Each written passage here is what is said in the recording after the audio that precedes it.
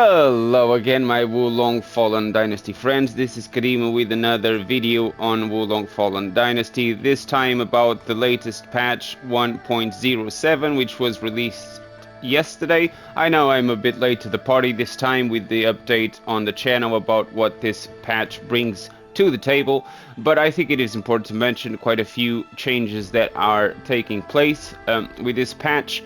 And of course I'm here to explain a few of these things.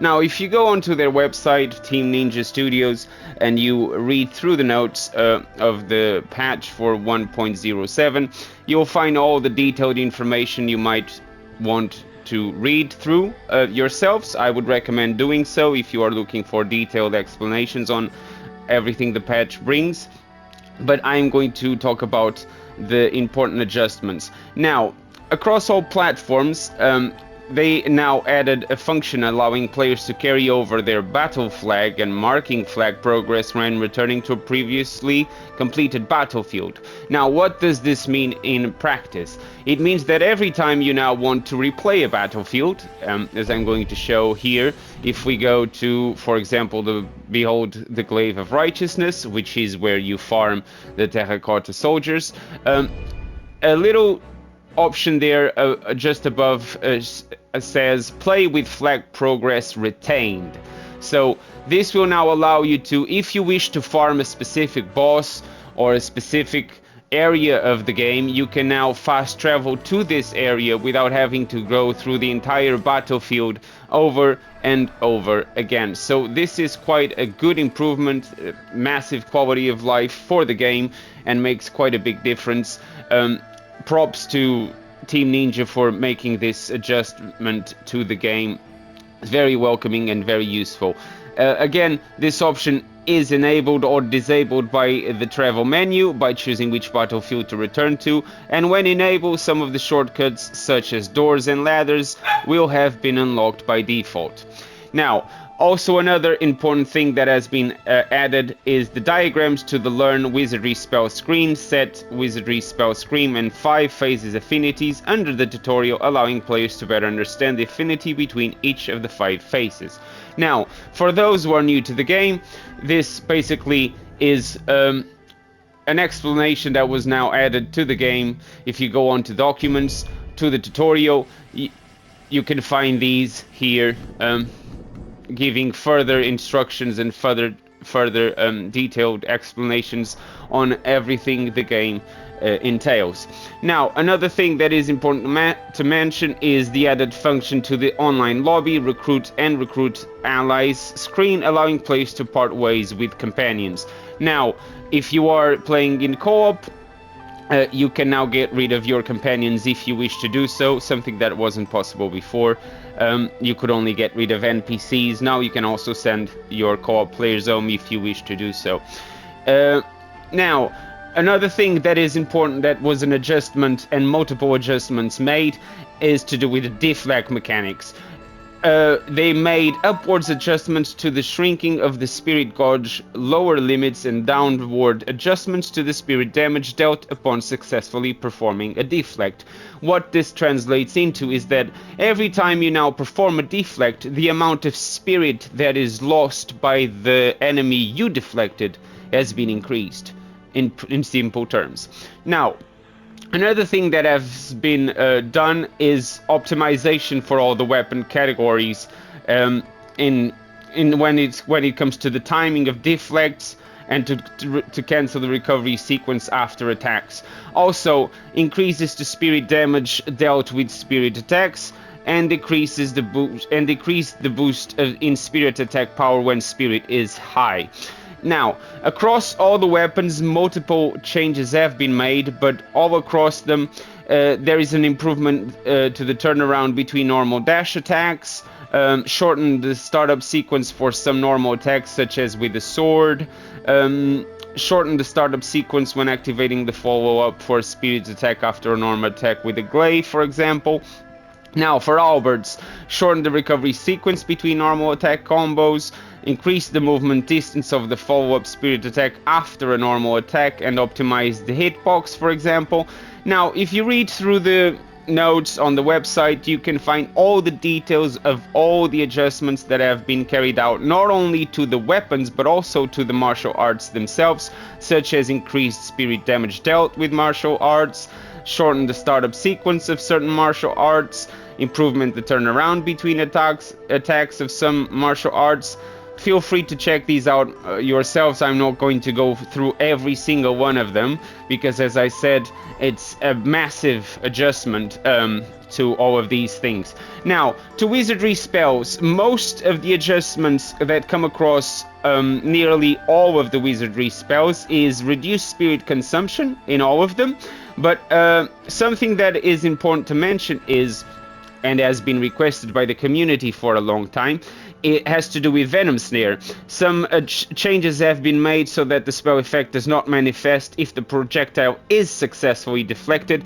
This means now, if you deflect the snare, you do not get poison, which is good. It's a good improvement.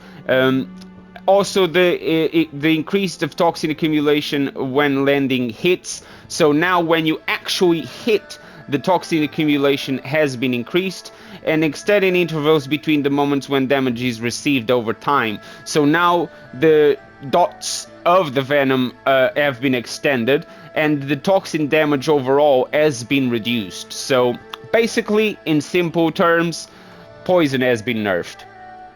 Well done. I think a lot of people have been asking for this. Not me particularly. As I said several times before, I was happy with the way poison was working, except maybe for the fact that if you deflected it, you still got poisoned. I'm glad that has been changed. As for the damage, I mean, poison is something that you can easily cure with a fire spell, for example, such as this. You get instantly cured. So yeah, I didn't see the need to change the damage, but we'll see how it goes from here. I haven't done it myself. I haven't checked the different just yet, as I just logged on to Wulong and to cover the patch notes.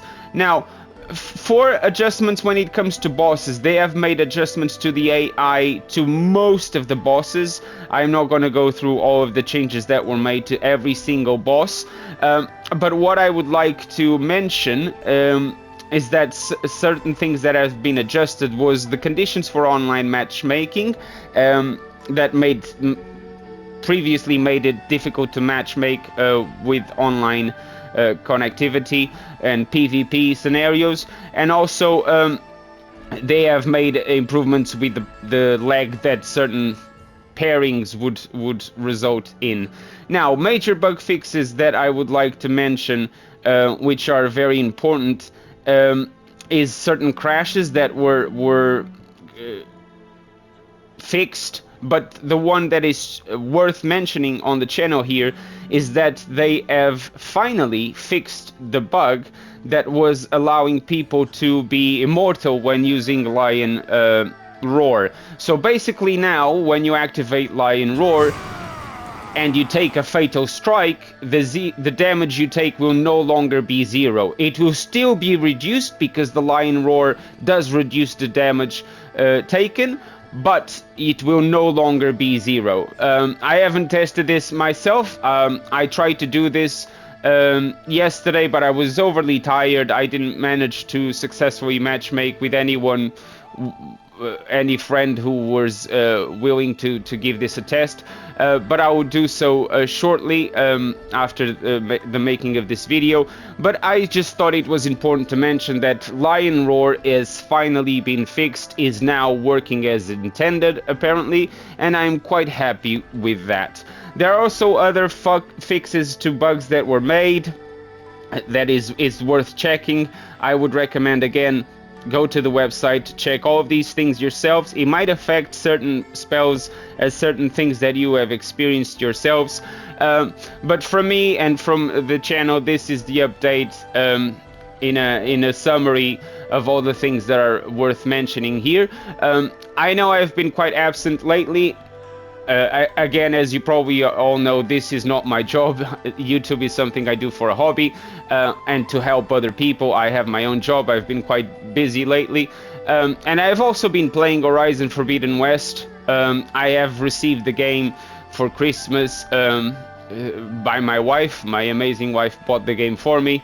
Very thankful for it, but I hadn't played it so far, so I decided to pick up on that game, and I've been playing it lately. I will not make any videos on Horizon Forbidden West. I mean, the game has been out for a year. I know the DLC just came out, but I haven't even reached the DLC area just yet. I'm still playing through the story, doing all the side missions as I always like to do, exploring the game, maximizing my weapons and gear, whatnot. But again, thank you to all my Wolong Fallen Dynasty friends for joining for this video, and stay tuned, because as soon as the DLC pops in for Wolong Dynasty, I'll be back. Also, an update on the channel is I do not know just yet what will be the next big game on the channel. Most likely it's going to be Diablo 4. I'm still checking the options out there.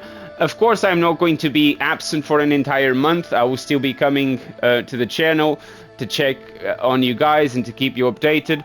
But thank you so much for watching. If you haven't subscribed just yet, now it's a good time to do so. I appreciate all the support I can get from you guys. You have been amazing so far. And I'll see you guys in the next one. I hope you have a lovely time. Cheerio!